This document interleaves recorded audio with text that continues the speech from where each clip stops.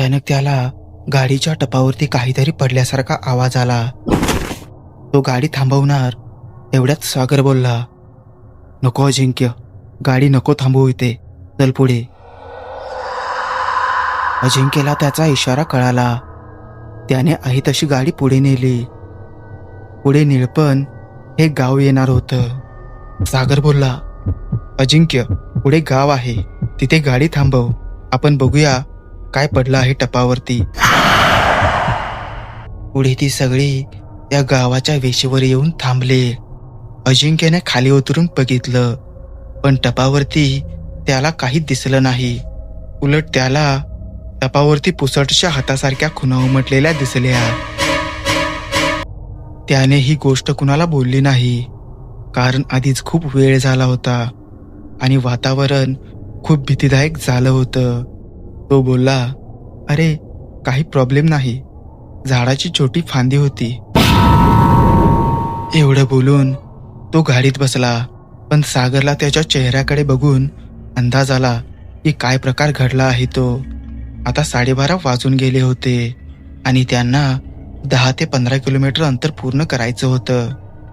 सागरने गावातील मित्राला फोन करून त्याच्या येण्याचं कळवलं होतं, कारण सागरच्या घरी त्याच्या आईवडिलांकडे फोन नव्हता. त्याने मित्राला रात्री 2-3 वाजतील, तू त्या वेळेत गावाच्या वेशीवर येऊन थांब असं सांगितलं होतं. त्या गावभागात सहसा एवढ्या रात्री कोण जागं राहत नसतं. 8-9 वाजले की झोपी जातात आणि तिथली गावं ही 5-10 किलोमीटर अंतरावर असल्याने रात्री कोण फिरत पण नाही. आता सागरचे गाव 5 ते 10 किलोमीटर अंतरावर राहिलं होतं.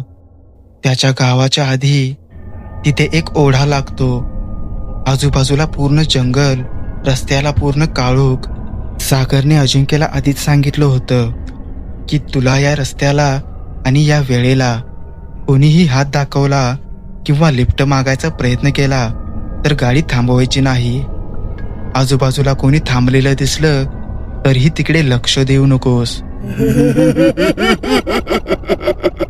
सागरचं गाव आता जवळ येऊ लागलं. गाडी त्या काळोखाला भेदत चालली होती. आजूबाजूच्या झाडाच्या सावल्या खूप उंच आणि खूप भीतीदायक भासत होत्या. जणू काय त्या आमच्या येण्याची वाट बघत होत्या. सागरने सगळ्यांना सांगितलं, इकडे तिकडे लक्ष देऊ नका, शांत चला. पण सोनाली थोडी हालचाल करू लागली, म्हणजे ती कणत होती. सागरने तिच्या डोक्याला हात लावला, तसा त्याने झटकन हात मागे घेतला. त्याचा चेहरा खूप काळजीत पडला, कारण सोनालीचं पूर्ण अंग भट्टीतल्या आगीसारखं तापलं होतं. एवढ्या रात्री त्यांना डॉक्टर पण भेटणार नव्हता. सागरने त्याच्या मित्राला फोन करून विचारले, तू आलास का म्हणून. तर त्याने, मी वेशीवर आलोय, तुम्ही या लवकर, एवढं उत्तर देऊन फोन ठेवला. जशी जशी वेस जवळ येईल तसं तसं सोनाली जास्तच कणायला लागली. तिच्या आवाजाने सगळ्यांना जाग आली. गाडीमध्ये पूर्ण गरमी पसरली होती. अजिंक्यने गाडीच्या काचा खाली केल्या तशी गाडीतली गरमी थोडी कमी झाली. आता त्या गावाची म्हणजे पाळीवाडीची वेस आली. पण विचित्र गोष्ट म्हणजे ती वेस ओलांडायच्या आधी अजिंक्यने साईडच्या आरशात बघितलं आणि तो दचकला, कारण त्याला आपल्या गाडीवरून एक काळी सावली खाली उतरताना दिसली. त्या वेशीच्या आधी तिथे एक तिकटी लागते आणि तिथे उतारे पण खूप ठेवलेले अजिंक्यला दिसत होते. हा त्यांना पहिला संकेत होता. सागरने त्याला आवाज दिला, अरे अजिंक्य, तो बघ, तो मुलगा उभा आहे तिथे, तिथे गाडी थांबव. अजिंक्यने गाडी थांबवत मोठा श्वास घेऊन सोडला आणि देवाचे आभार मानले. सागरला त्याचे गाव बघून बरं वाटले.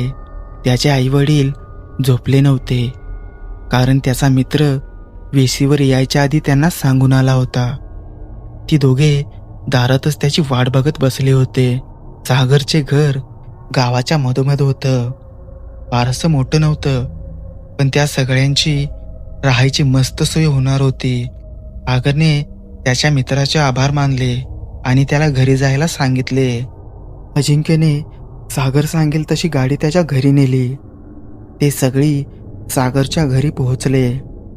सागरला आपल्या आईबाबांना बघून गहिवरून आले.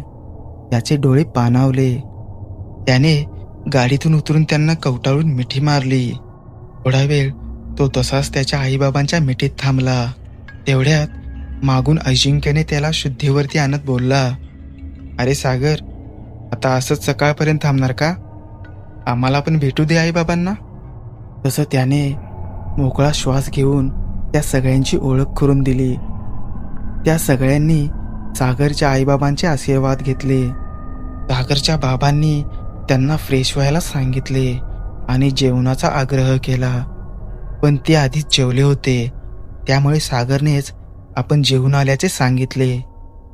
त्या सगळ्यांनी सागरच्या आईवडिलांना झोपायला सांगितले. पण सागरच्या आईचं सोनालीकडे लक्ष गेलं. तसं त्यांनी ओळखलं की तिला काय झालं आहे ते. त्यांनी पटकन मिरची मीठ उतरून टाकले आणि चुलीमधील राख अंगारा म्हणून तिच्या कपाळावर लावली. प्रमोदने तिला गोळी दिली आणि झोपायला सांगितले. ते सगळेजण थकले होते. सागरने त्या सगळ्यांची झोपायची सोय केली होती आणि एक एक करून सगळी झोपी गेलीत.